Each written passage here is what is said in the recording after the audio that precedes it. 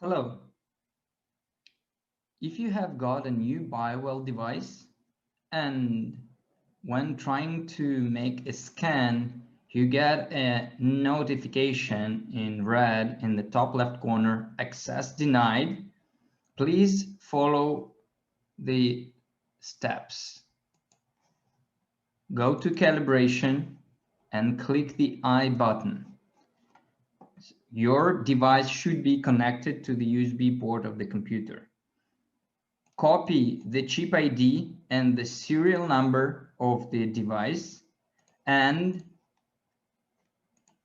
send this chip ID number and serial number to eu@biowell.com, and we will unlock this device. Then you will have just to restart the BioWell app and everything will work. Thank you for your attention.